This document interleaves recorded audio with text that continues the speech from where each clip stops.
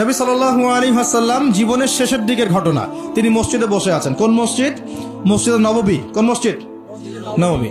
এখন একজন ব্যক্তি আসলেন। এই ব্যক্তির গায়ের জামাটা অত্যন্ত সাদা ধবধবা, চুলগুলো কুচকুচে কালো, এবং তাকে দেখে মুসাফির মনে হচ্ছে না। খুব টিপটাপ পরিপাটি একজন মানুষ ঢুকলেন, সুদর্শন। এসে নবী সাল্লাল্লাহু আলাইহি ওয়াসাল্লামের হাঁটুর সাথে হাঁটু লাগিয়ে দিয়ে বসে পড়লেন।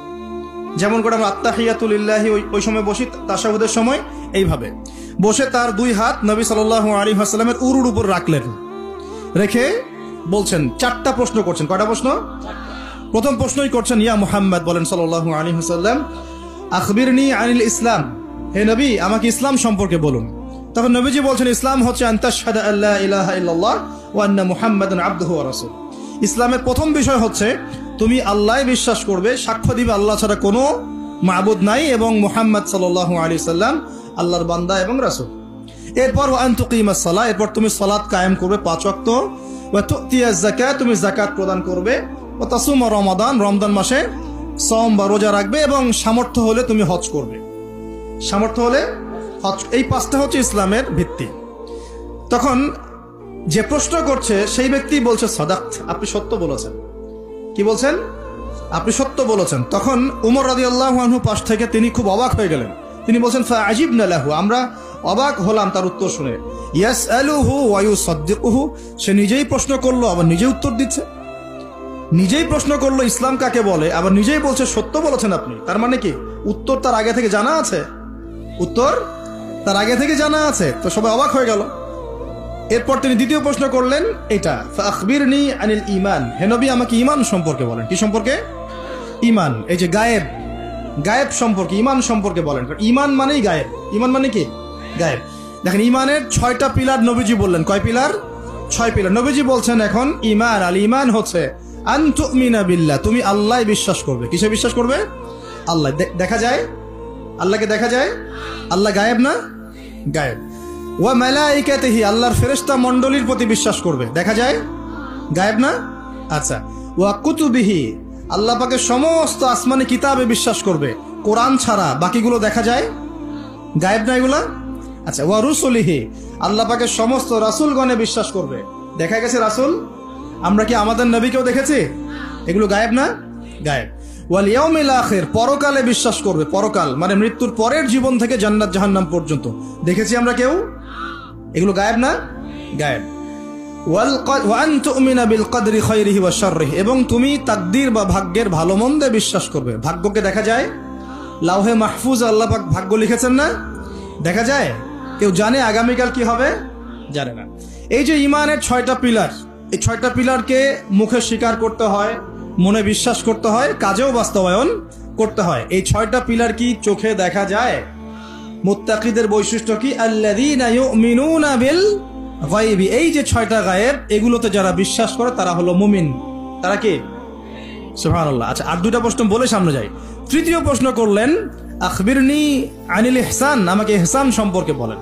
তখন নবীজি বলছেন, ইহসান হচ্ছে আন তা'বুদাল্লাহা কাআন্নাকা তারাহ, তুমি এমন ভাবে আল্লাহর ইবাদত করবে যেন তুমি আল্লাহকে দেখতে পাচ্ছ। বলেন সুবহানাল্লাহ। আল্লাহকে দেখা যায়? ওয়া ইল্লাম তাকুন তারাহ, তুমি যদি আল্লাহকে দেখতে না পারো, ফাইন্নাহু ইয়ারাক, তাহলে জেনে রাখবে আল্লাহ তোমাকে ঠিকই দেখছেন। দেখছেন না? এই কনসেপ্ট, এই কনসিয়াসনেসের নাম হচ্ছে ইহসান, মানে আল্লাহকে হাজির নাজির জেনে ইবাদত করা।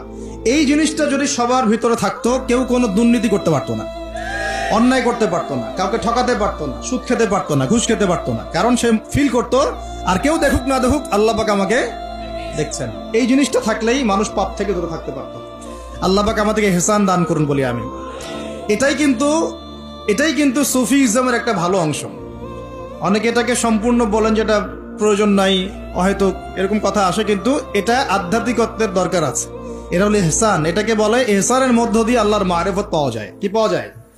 ইহসানের মধ্য দিয়ে আল্লাহর পরিচয়, আল্লাহর মারিফত পাওয়া যায়। যখন আপনি ফিল করবেন বা আমি ফিল করতে পারবো যে আল্লাহ পাক আমাকে সবসময় দেখছেন, সবসময় আমার সাথে আল্লাহ পাক আছেন।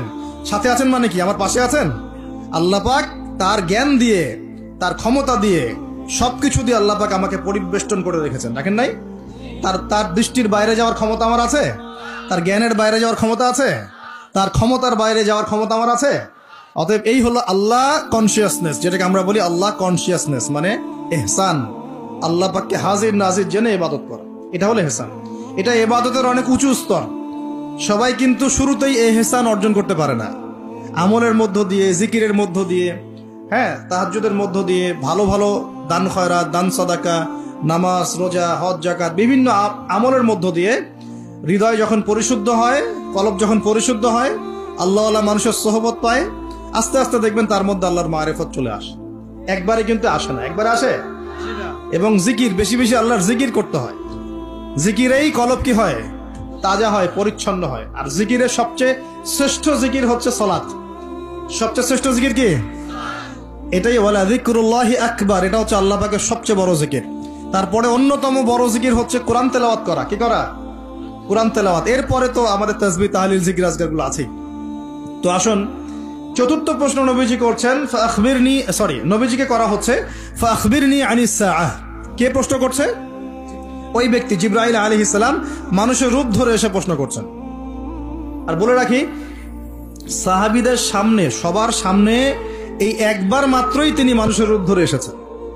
সবার সামনে, সবার সামনে পাবলিকলি, নবীর সামনে পাবলিকলি, সাহাবীদের সামনে এই একবার তিনি সবার সামনে মানুষের রূপ ধরে এসেছেন। এটাকে বলে হাদিসে জিবরিল।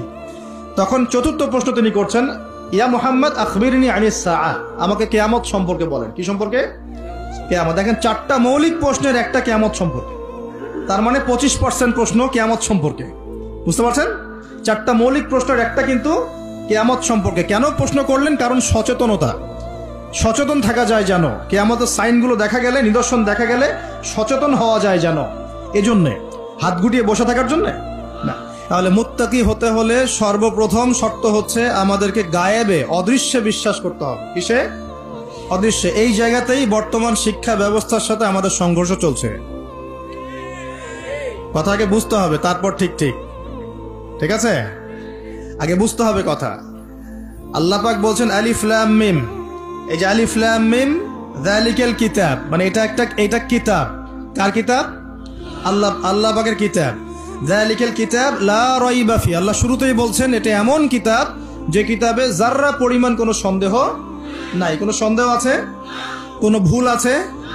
আচ্ছা, মানবতা বিরোধী কিছু আছে? মানুষের ক্ষতি হয় এমন কিছু আছে? নাকি দুনিয়াতে সাফল্য এবং পরকালে মুক্তির পথ আছে? কোনটা? দুনিয়াতে সাফল্য, পরকালে মুক্তির পথ আছে। আল্লাহ বলছেন, প্রথমে স্টেটমেন্ট দিচ্ছেন লা রাইবা ফি, এই বইয়ে কোনো সন্দেহ নাই। এবং হুদাল লিল মুত্তাকিন, এই কিতাবটা হচ্ছে মুত্তাকি, আল্লাহ ভীরু মানুষদের জন্য হেদায়েত। বলেন সুবহানাল্লাহ। এখন মুত্তাকি কারা? আল্লাহ পাক ব্যাখ্যা করছেন, আল্লাযীনা ইউমিনুনা বিল গায়বি। মুত্তাকি হতে হলে সর্বপ্রথম যে বৈশিষ্ট্য অর্জন করতে হবে তা হলো গায়েবে বিশ্বাস করতে হবে। গায়েব মানে কি? অদৃশ্য। গায়েব মানে কি? অদৃশ্য। আল্লাহ ছাড়া কেউ গায়েবের খবর জানে? কেউ যদি বলে আপনার হাত দেখে যে আপনার এখানে 3টা দাগ আছে, তার মানে 3টা বিয়ে হবে, হ্যাঁ? কেউ যদি বলে আপনার এখানে 4টা দাগ আছে, 4টা বাচ্চা হবে, কি হবে এগুলা? আল্লাহ ছাড়া কেউ গায়েবের কথা জানে? পেপার পত্রিকা খুললেই দেখবেন রাশিফল, কন্যা রাশির দিনটা কেমন যাবে, সিংহ রাশির দিন কেমন যাবে, তাই না? আচ্ছা, এগুলো বিশ্বাস করা কি? শিরক এবং কুফর। একটা হাদিস বলে সামনে যাই। নবী সাল্লাল্লাহু আলাইহি সাল্লাম বলেছেন, কেউ যদি কোনো গণক, এই যে কবিরাজ, গণক, ভবিষ্যৎ বক্তা, মানে ভবিষ্যৎবাণী, যারা জ্যোতিষী শাস্ত্র চর্চা করে আর কি, তাদের কাছে গিয়ে যদি বলে যে আমার হাতটা দেখে দেন, আমার ভাগ্যটা একটু দেখে দেন, এতটুকু বলা মাত্রই তার 40 দিনের আমল নষ্ট হয়ে যাবে।